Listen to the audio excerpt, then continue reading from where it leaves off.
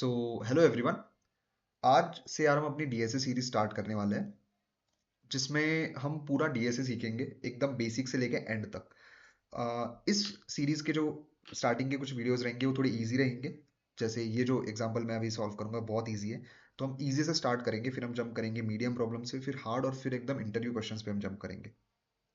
तो स्टार्ट करते हैं डीएसए सीरीज। अगर आप बिगिनर हो तो भी आप फॉलो कर सकते हो, मतलब एकदम बेसिक से हम स्टार्ट करने वाले हैं। स्टार्टिंग में हम बहुत इजी क्वेश्चंस सॉल्व करेंगे, और ये बहुत इजी क्वेश्चन है इसलिए मैंने ये फर्स्ट वीडियो में लिया है। तो एकदम जो बेसिक मैथ होता है, जो रिक्वायर्ड होता है डीएसए के लिए, ये उस चीज़ का क्वेश्चन है। तो आज हम ये क्वेश्चन सॉल्व करेंगे। तो पहले तो क्वेश्चन पढ़ते हैं। हमारे पास एक इंटीजर है, जैसे 121 है, 7 है, ये हमारे पास इनपुट पे है। अब हमें क्या करना है, हमें इसके अंदर के कितने डिजिट इससे डिविजिबल है, हमें बस ये देखना है। जैसे 121 के कितने डिजिट 121 से डिविजिबल है। क्या 121, क्या 1 120 से डिविजिबल है? हाँ है। 2 नहीं है, 1 है। तो इसमें से दो डिजिट 121 से डिविजिबल है, तो इसलिए आउटपुट जो है 2 है। 7 में आउटपुट जो सिंगल डिजिट है उसमें तो हमेशा 1 ही आउटपुट आएगा। क्यों? क्योंकि 7 में एक डिजिट है और वो उससे डिविजिबल है। ठीक है, अब 1248 ले लेते हैं। 1248 बाय 1 करोगे तो डिविजिबल है, 1248 बाय 2 करोगे तो भी डिविजिबल है, 1248 बाय 4 करोगे तो भी डिविजिबल आ ही जाएगा, एंड बाय 8 भी तुम करके देख लेना, हो ही जाएगा। तो ये जो चारों डिजिट्स है ये 1248 से डिविजिबल है, तो इसलिए इसमें आउटपुट आएगा 4। तो हमें बस यही करना है। तो बहुत ईजी है, बहुत बेसिक क्वेश्चन है। इसमें हमारा जो लॉजिक है वो ये रहने वाला है कि हम कुछ नहीं करेंगे, हम इसका हर एक डिजिट निकालेंगे और फिर चेक करेंगे कि ये जो डिजिट है ये इस नंबर से डिविजिबल है या नहीं। तो स्टार्ट करते हैं। पहले मैं वेरिएबल बना देता हूँ इंट आंसर, सो दैट मैं इसको रिटर्न कर दूंगा, और मैं आंसर को जो है पहले 0 को असाइन कर देता हूँ। ठीक है, एंड एक और मैं चीज़ करूंगा, मैं num2 बनाऊंगा। मैं ये num2 इसलिए बना रहा हूँ क्योंकि मैं जो ये ओरिजिनल नम है इसको मॉडिफाई नहीं करना चाहता। ठीक है, क्योंकि ट्राई करते हैं यार हम कि जो ओरिजिनल वैल्यू है वो मॉडिफाई ना करे, और इस केस में तो हमें इसका यूज भी है बाद में, तो इसलिए मैं num2 का नया वेरिएबल बना दिया num2, जिसको मैंने num की ही वैल्यू दे दी। हम इस एग्जांपल के साथ चलेंगे। तो अभी हमारे num2 में है 121, तो मैं क्या करूंगा, जब तक हमारा num2 जब तक हमारा num2 ग्रेटर देन 0 है, तब तक हमें लूप चलाने वाला है। और इस लूप में हम कुछ नहीं करेंगे, हम सिंपली एक इंट लास्ट डिजिट बनाएंगे। लास्ट डिजिट क्या करेगा, इस नंबर का लास्ट डिजिट निकालेगा। वो हम कैसे निकालेंगे, सिंपली इस नंबर को जो है हम 10 से डिवाइड कर देंगे। सॉरी, डिवाइड नहीं करेंगे, हम मॉड्यूलो निकालेंगे, मॉड्यूलो 10। इससे क्या होगा, इस फंक्शन से क्या होगा, num2 का हमें लास्ट डिजिट मिल जाएगा। अब लास्ट डिजिट हमें मिल गया, तो बस अब तो सिंपल है। लास्ट डिजिट अगर मिल गया तो बस चेक करना है हमें कि ये जो लास्ट डिजिट है क्या वो हमारे नम से डिविजिबल है।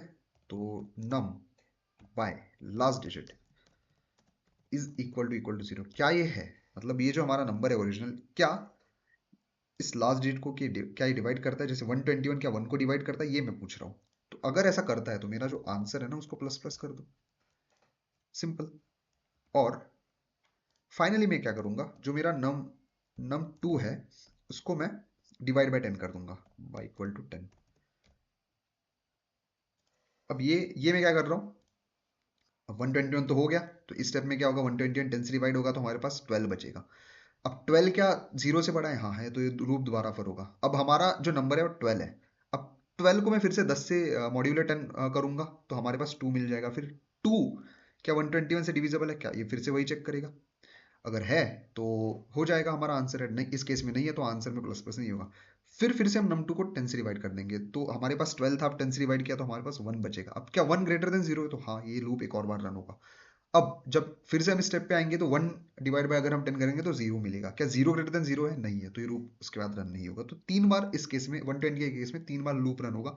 लेकिन ये जो आंसर की वैल्यू है 2 बार ही अपडेट होगी, एक इस 1 के केस में और इस 1 के केस में। ये जो 2 है, 2 के केस में ये if loop if statement execute ही नहीं होगी। क्यों? क्योंकि जो हमारा नंबर है 121 ये 2 से डिविजिबल है ही नहीं। तो बस इतना सिंपल क्वेश्चन था, इसको मैं रन करके देखता हूँ। मेरा ये रन हो जाना चाहिए, बट नहीं हुआ। थोड़ा देखते हैं हम क्या हमने गलती की है। तो यार मैं यहाँ पे एक गलती कर रहा हूँ, मैं यहाँ पे डिवाइड बाई यूज कर रहा हूँ। तो यहाँ पे मेरे को इसकी जगह मॉड यूज करना पड़ेगा। डिवाइड नहीं करना है, हमको बस ये देखना है कि रिमाइंडर 0 दे रहा है नहीं। तो ये जो नम है, ये 121 जब 1 से डिवाइड करेगा तो रिमाइंडर 0 देगा ही नहीं, हमें ये देखना है, इसलिए हमें हमें यहाँ पे मॉड यूज़ करना पड़ेगा। एंड आई गेस नाउ ये रन हो जाना चाहिए। हाँ, तीनों केसेस रन हो चुके हैं। 1248 के केस में 4 आ गया, 128 के केस में 2 आ गया, 7 के केस में 1 आ गया। अगर मैं सबमिट करता हूँ इसको तो मेरा सोल्यूशन सबमिट हो जाना चाहिए, एक्सेप्टेड। तो बस ये बहुत ही सिंपल क्वेश्चन था। और ये प्लेलिस्ट को आप ज़रूर फॉलो कीजिए अगर आप बेसिक से स्टार्ट करना चाहते हो डीएसए को। तो थैंक यू, मिलते हैं किसी अगली वीडियो में।